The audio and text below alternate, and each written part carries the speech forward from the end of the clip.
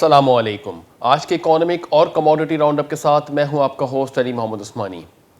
F A T F کے حوالے سے دیکھا یہ جا رہا ہے کہ اکتوبر 16 کو پاکستان کے حوالے سے ایک بڑا فیصلہ آنے والا ہے۔ 16 اکتوبر کو ایف اے ٹی ایف کی میٹنگ جو ہو رہی ہے اس کے اندر پاکستان کو دیے گئے 27 ایکشن پلانز کے اوپر بات کی جائے گی۔ پاکستان آلریڈی اس کے اوپر 13 ایکشن پلانز کے اوپر کام کر چکا ہے۔ 14 ایکشن پلانز کے اوپر پاکستان نے اپنی رپورٹ سبمٹ کر دی ہے اور اس کے اوپر مختلف لیولز کے اوپر پاکستان میں قانون سازی ہوتی ہوئی ہمیں دکھائی دے رہی ہے۔ وہیں پہ اینٹی منی لانڈرنگ ایکٹ کے حوالے سے بات کی جائے یا کیپٹل اسٹرکچرز کے حوالے سے بات کی جائے، ساتھ ہی ساتھ اینٹی منی لانڈرنگ ایکٹ کے اوپر بھی تمام ایکٹس کے اوپر پاکستان کے اندر بر وقت کارروائی ہوتے ہوئے اس کے اوپر قانون سازی ہو رہی ہے۔ وہیں پہ ہم نے دیکھا کہ پاکستان کے اندر کافی تیزی سے ریفارمز ہوتے ہوئے دکھائی دے رہے ہیں۔ پاکستان کی کوشش یہ ہے کہ پاکستان آنے والے ایف اے ٹی ایف کے ریویو کے اندر اپنے آپ کو سکسیسفلی وائٹ لسٹ کے اندر منتقل کر لے۔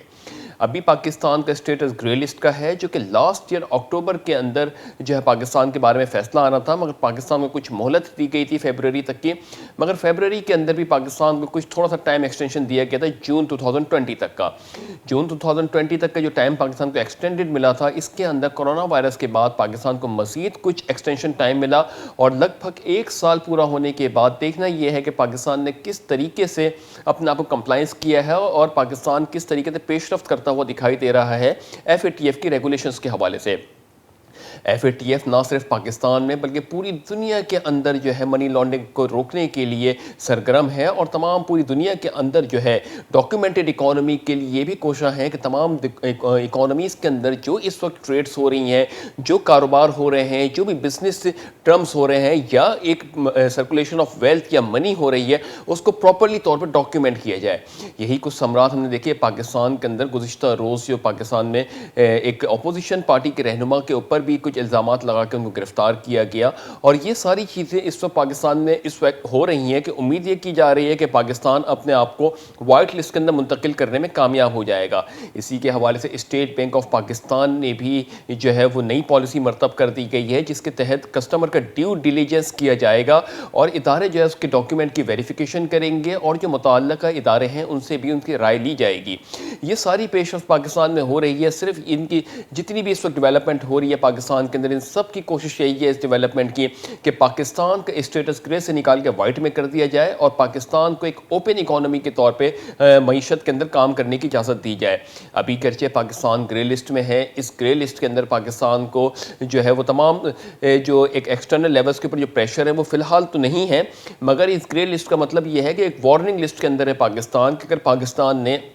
متعلقہ پیریڈ کے اندر اپنی چیزوں کو درست سمت میں نہیں کیا، قانون سازی کے تحت اس کو ڈاکیومنٹیشن کو پراپر طریقے سے مینٹین نہیں کیا، تو آنے والے دنوں کے اندر پاکستان کے اوپر مزید وہ سخت فیصلے کیے جا سکتے ہیں۔ اسی چیز کے پیش نظر پاکستان کی گورنمنٹ نے anti money laundering act, anti terrorism act کے اوپر بھی کارروائی کرتے ہوئے، اسی میں لمیٹڈ لائبلٹی پارٹنرشپ ایکٹ کو بھی امینڈ کرتے ہوئے، کارپوریٹ سیکٹر کے اندر بھی کارپوریٹ ایکٹ 2017 تھا اس کے اندر بھی امینڈمنٹ کرتے ہوئے ان چیزوں کو بروئے کار لایا گیا کہ پاکستان وہ ان تمام چیزوں کے اوپر کمپلائنس کرنے کا مجاز رکھتا ہے اور آنے والے دنوں کے اندر پاکستان کی معیشت کے اندر چونکہ قدر بہتر پچھلے سالوں کے مقابلے میں ڈاکیومنٹڈ ہوتی ہوئی دکھائی دے رہی ہے، تو آنے والے سالوں کے اندر بھی پاکستان کی معیشت کے اندر ڈاکیومنٹڈ ہونے کے اثرات اور زیادہ واضح ہونا شروع ہو جائیں گے۔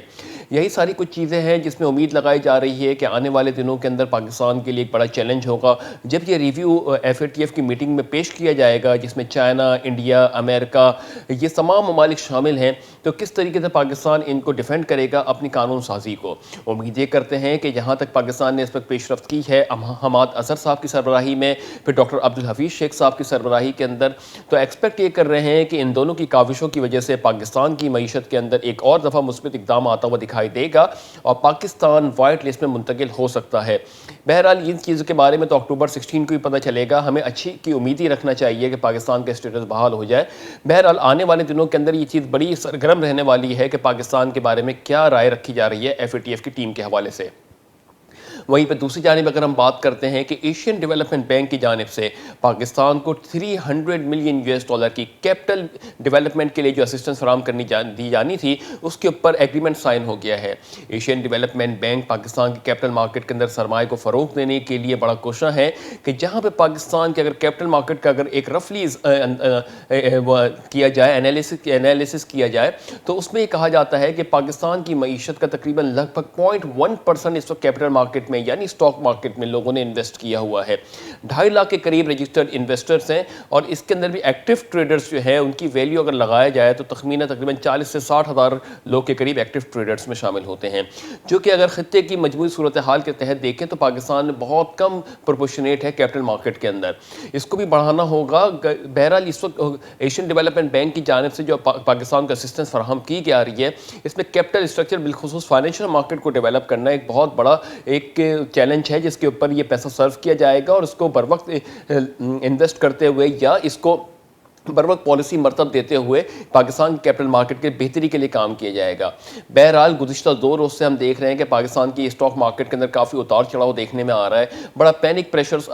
سی صورتحال آتی ہوئی دکھائی دے رہی ہے۔ اس کی سب سے بڑا مسئلہ اگر بہت ساری چیزوں کے اوپر بات کریں تو اس کے اندر یہ کہا جا رہا ہے کہ ایک تو منتھ اینڈ کے اوپر فیوچرز کی جو ٹریڈنگ اینڈ ہوتی ہے یا اس کو سیٹل کیا جا رہا ہوتا ہے، دوسری طرف پولیٹیکل پریشرز کی بھی بات ہو رہی ہے کہ جہاں پہ شہباز شریف صاحب کو جو ہے وہ اریسٹ کر لیا گیا ہے اور ان ساری چیزوں کے اوپر بات ہو رہی ہے۔ پھر FATF کا پریشر کے اوپر بھی کچھ مارکیٹ اپنے آپ کو کریکشن فیز میں لے رہی ہے، ساتھ ہی ساتھ ارمینیا اور آذربائیجان کے درمیان بڑھتی ہوئی کشیدہ صورتحال بھی اس چیز کے اندر ایک پیش خیمہ ڈال رہی ہے کہ پاکستان کا اگلا اسٹانس کیا ہوگا۔ بہرحال وجہ کچھ بھی ہو مگر پاکستان کی اسٹاک مارکیٹ اس وقت کافی اٹریکٹیو لگ رہی ہے ان ڈیٹس کے اوپر، اور اس وقت کہ ایشین ڈیولپمنٹ بینک بھی اس میں انٹرسٹ لے رہا ہے، مگر یہ تو مارکیٹ سینٹیمنٹ سے کہ جب مارکیٹ ٹریڈنگ لیولز کے اوپر آتی ہے یا ٹریڈنگ فلورز کے اوپر آتی ہے یا ٹریڈنگ ٹائمنگز کے اوپر آتی ہے تو اس وقت انویسٹر سینٹیمنٹس بتاتے ہیں کہ مارکیٹ کا رجحان کس طرف ہے۔ امید یہ کرتے ہیں کہ ایشین ڈیولپمنٹ بینک کی کاوشوں سے اور گورنمنٹ آف پاکستان کے اس اسٹیپس کی وجہ سے، ڈیولپمنٹ اسٹیپس کی وجہ سے کہ Pakistan capital market, Pakistan financial market میں کافی حد تک کے تبدیلی آتی ہوئی دکھائی دے گی اور اس کے اندر ہمیں گروتھ بھی ایکسپیکٹ کر سکتے ہیں۔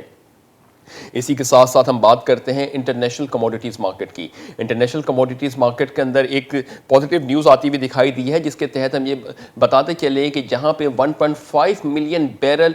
پروڈکشن کے آئل پروڈکشن کے اوپر بات ہو رہی تھی کہ یہ پلس میں انوینٹری آئے گی، وہیں پہ تقریباً لگ بھگ 2 ملین بیرل سے انوینٹری نیگیٹو میں آئی ہے۔ انرجی انفارمیشن ایڈمنسٹریشن کی جانب سے بتایا گیا ہے کہ انوینٹری کا نیگیٹو آنا اس بات کا اندیشہ ظاہر کر رہا ہے یا اس بات کی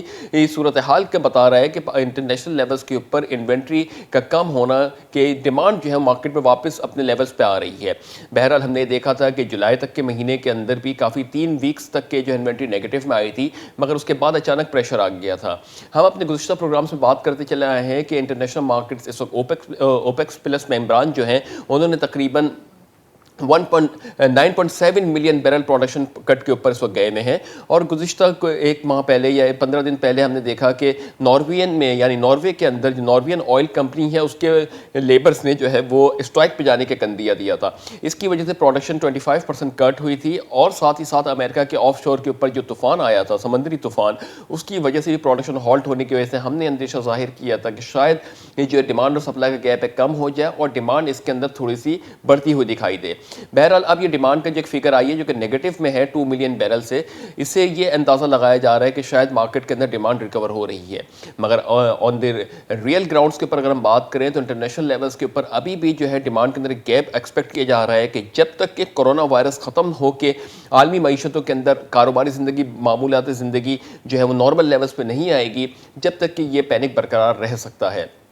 بہرحال اپ اینڈ ڈاؤن آتے رہ سکتے ہیں کہ کسی منتھ کے اندر انوینٹری نیگیٹو آ جاتی ہے، کوئی میں پازیٹیو آ جاتی ہے، مگر اس کے بارے میں کوئی حتمی الامکان نہیں کہا جا سکتا کہ انوینٹری کا اپنا رجحان کیا ہوگا۔ اسی کے ساتھ ساتھ ہم بات کرتے ہیں انٹرنیشنل کموڈیٹیز ریٹ کے حوالے سے۔ گولڈ کی اگر بات کریں تو گولڈ تقریباً $14 پلس ہونے کے بعد $19.09 پر آؤنس پہ ٹریڈ ہو رہا ہے۔ سلور تقریباً $0.29 پلس ہونے کے بعد $23.79 پر آؤنس پہ ٹریڈ ہو رہا ہے۔ کروڈ تقریباً 88 सेंट्स नीचे आने के बाद 39.37 यूएस डॉलर पर बैरल पर ट्रेड हो रहा है। ब्रेंट तकरीबन 83 सेंट्स नीचे आने के बाद 41.47 यूएस डॉलर पर बैरल पर ट्रेड हो रहा है। तो मजमूई तौर पे आलमी मार्केट्स के अंदर हमने देखा कि एक दफ़ा फिर ऑयल के अंदर थोड़ी सी करेक्शन देखने में आई है। गरचे ऑयल में डे ट्रेड्स के हवाले से बात करें तो उसके अंदर थोड़ा सा पॉजिटिव सेंटीमेंट्स भी आ रहे हैं, मगर इस वक्त जो है वो शॉर्ट टर्म बेसिस के ऊपर तमाम चीज़ें अपने आप को स्क्वायर अप कर रही हैं। यानी कि कोई ट्रेड भी मैच्योर हो रही है और वहाँ पे प्रॉफिट रियलाइज हो रहा है तो प्रॉफिट को रियलाइज कर दिया जा रहा है,